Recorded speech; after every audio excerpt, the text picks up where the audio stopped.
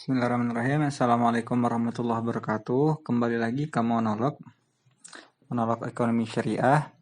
Pada kesempatan kali ini aku ingin membahas seputar tema pembahasan mengenal investasi sukuk negara.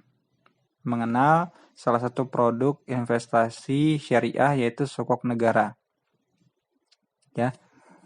Oke, langsung saja ke pembahasannya. Adapun kesadaran anak muda mengenai pentingnya berinvestasi di pasar modal semakin meningkat kan. Semakin sadar akan hal pentingnya investasi.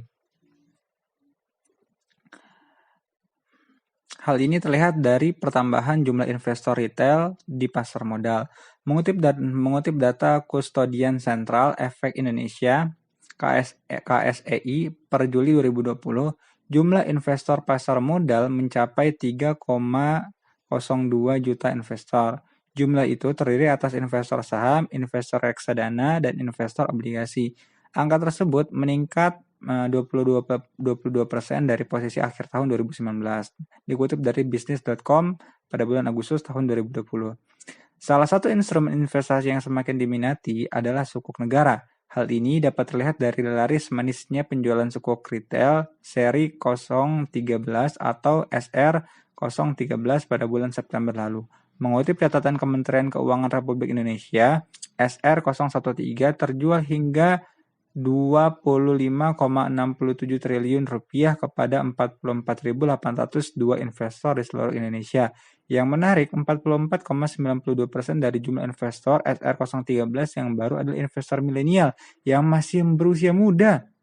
Mungkin kamu bertanya-tanya, apa sebenarnya sukuk itu dan mengapa ia menjadi pilihan investasi bagi investor muda? Ya, jadi intinya sukuk itu adalah obligasi syariah ya, obligasi syariah, surat hutang secara syariah. Dalam acara IG Live yang digelar oleh Principal.id pada tanggal 30 Desember lalu, Fadlul Iman Syah, yaitu Direktur Syariah Investment Management PT Principal Asset Management, mengundang IG Asian, anggota Dewan Syariah Nasional Majelis Indonesia, Majelis Ulama Indonesia MUI, untuk membahas tentang serba-serbi sukuk. Nah, apakah sukuk itu?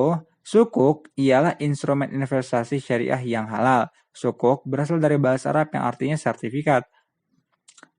Padanan paling mudah adalah obligasi syariah. Nah, padanan paling mudah adalah obligasi syariah. Jadi makanya kalau misalnya secara gampangnya, kalau ingat sukuk, ingatnya obligasi syariah aja gitu, ingat sepadan. Padanan paling mudah adalah obligasi syariah.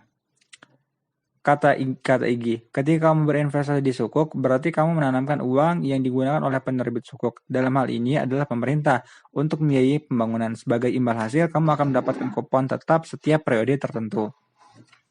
Sukuk yang diterbitkan di Indonesia sudah melalui assignment oleh Dewan Syariah Nasional MUI. Dengan begitu, bagi kamu yang ingin berinvestasi di produk-produk yang sudah jelas status syariahnya, sukuk bisa menjadi pilihan yang menarik.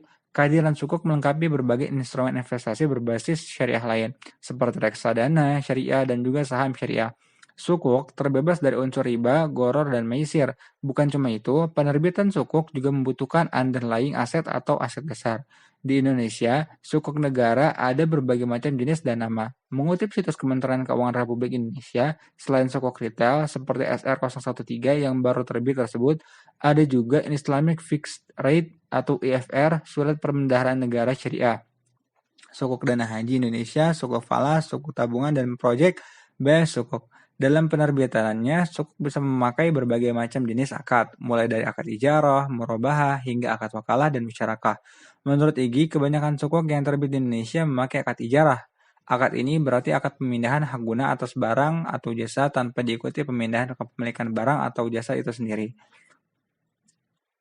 Nah, Igi menambahkan dalam penerbitan sukuk negara yang digunakan adalah akad ijarah atau akad sewa manfaat. Dalam hal ini, pemerintah memiliki underlying aset tertentu yang memberikan manfaat dan terrefleksi dalam bentuk nilai kupon yang kemudian didistribusikan kepada para pemegang atau investor sukuk. Jadi, kalau dalam akad ijarah itu imbal hasil berupa nilai sewa, terang Igi. Bila kamu berniat memulai investasi syariah, sukuk retail atau sukuk tabungan bisa menjadi salah satu instrumen investasi pilihanmu. Selain reksadana, pendapatan tetap syariah yang banyak menjadikan sukuk sebagai aset dasar. Yang terpenting selalu sesuaikan dengan tujuan keuangan dan profil risiko kamu ya. Oke, mungkin cukup sekian pembahasan kali ini. Assalamualaikum warahmatullahi wabarakatuh.